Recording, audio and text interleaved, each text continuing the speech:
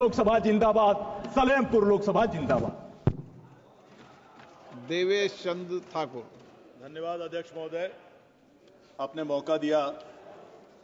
सुबह से इस मौके का इंतजार था, लेकिन अभी अभी आपने जो मूल मंत्र दिया किसी माननीय सदस्य को, मैं सबसे पहले उसी मूल मंत्र को अपनाता हूं। आपने कहा जो मांगना है मांग लीजिए, नहीं तो घंटी बज जाएगी। मैं समझता हूं मांगने से पहले ही माननीय मंत्री ने बहुत कुछ दे चुका है। इस देश में इस तरह का सर्वांगीण विकास रेल क्षेत्र में, चाहे वो विद्युतीकरण का हो, आधुनिकीकरण का हो, पैसेंजर सुविधाएं की हो, मैं समझता हूं बहुत कम लोगों। और जो ट्रेनें मिली, मैं तो जीतने के बाद माननीय मंत्री जी फिर से धन्यवाद देता हूं माननीय अध्यक्ष जी, माननीय मंत्री जी को। जीतने के 15 दिन के बाद यहां पर जब शपथ ग्रहण हुआ और उसके बाद इनके पास गया और मैंने दो छोटी सिर्फ चर्चाएं की। हकीकत यह है कि मैंने मांग भी नहीं की थी। मैंने कहा कि हमारे यहां के क्षेत्र की जनता, सीतामढ़ी की जनता, मां सीता की जन्मस्थली से मैं आता हूं, मैं अपना सौभाग्य समझता हूं।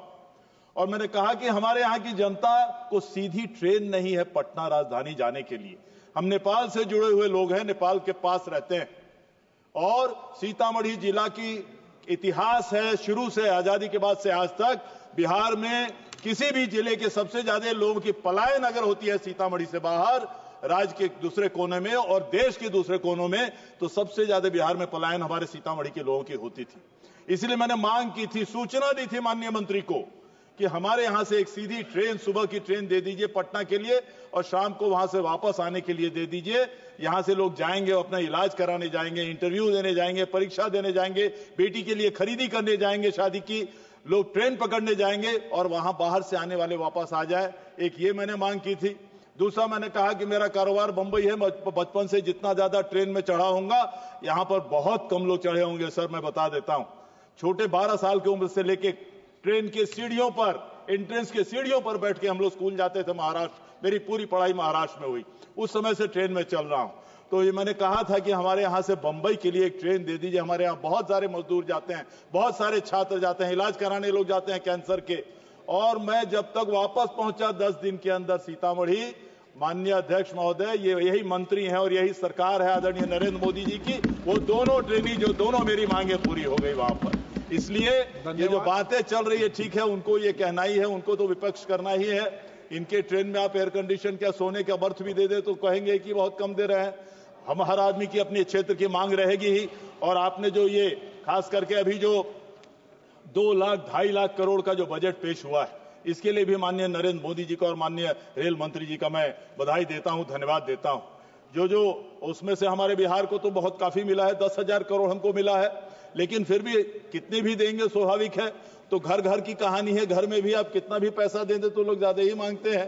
तो वैसे ही हर क्षेत्र का आदमी भी ज्यादा ही मांगेगा माननीय मंत्री जी। हमने एक रिक्वेस्ट और किया था कि आपने जो हमारा बंबई का ट्रेन है वो हफ्ते में 1 दिन दिया है, उसको नहीं कुछ हर दिन नहीं, हफ्ते में तो कम से कम 3 दिन कर दिया जाए, वो बहुत ज्यादा जरूरी, निश्चित रूप से बहुत ज्यादा जरूरी है।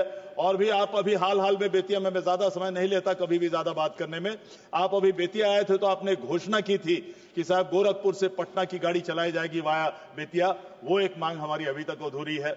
उसके अलावा ये हमारे पटना से लेके जो सहरसा और कोसी क्षेत्र में जो है, उसमें आपको एक ट्रेन सुबह जाए और शाम में आ जाए, वहां से सुबह आए और शाम में जाए, ये हमारी एक मांग जरूरी है। और आखिरी में मैं ज्यादा समय, मैंने पहले कहा नहीं लेता, मेरी आदत नहीं है, मैं बार बार कह रहा हूं कि मैं मां सीता की जगह से आता हूं। अयोध्या की कहानी खत्म हुई, पूरा देश उससे आह्लादित है, आह्लादित खुश है। और अब मां सीता की बारी है, ये मैं पूरे सदन को बताने आया हूं कि मां सीतामढ़ी पर, मां सीता पर ध्यान दें, क्योंकि भविष्य की अगर राजनीति और भविष्य की राजनीति नहीं, भविष्य की जो धार्मिक पर्यटन जो है वो पूरी जो है अयोध्या और सीतामढ़ी के बीच में पूरी, हम जानते हैं पूरे देश में चलने वाला है और ये हजारों साल तक चलेगा, आप लोग भी जानते हैं। सीतामढ़ी से अयोध्या के लिए माननीय मंत्री जी सीधा ट्रेन दिया जाए, दोनों तरफ से आने जाने वाला। और साथ ही सीतामढ़ी के लिए जो विकास आप देना चाहते होंगे भविष्य के लिए, उसका काम आपको नींव अभी देना शुरू करना पड़ेगा। वहां पर जमीन अधिग्रहण करनी पड़ेगी और विकास का काम, वहां पर एयरपोर्ट भी बनाए, हम तो अपने दूसरे भाषण में भी हमने अपने लिखा है कि वहां पर एयरपोर्ट भी बनाने की जरूरत पड़ेगी। ऐसा ना हो कि जब वो आप करने के लिए तैयार हो जाए तो वहां पर आपके पास कहीं जमीन ही नहीं मिले और काम ही नहीं कर सकें। मैं आपको बहुत बहुत धन्यवाद देता हूं, सारी जो आपने योजनाएं दी है।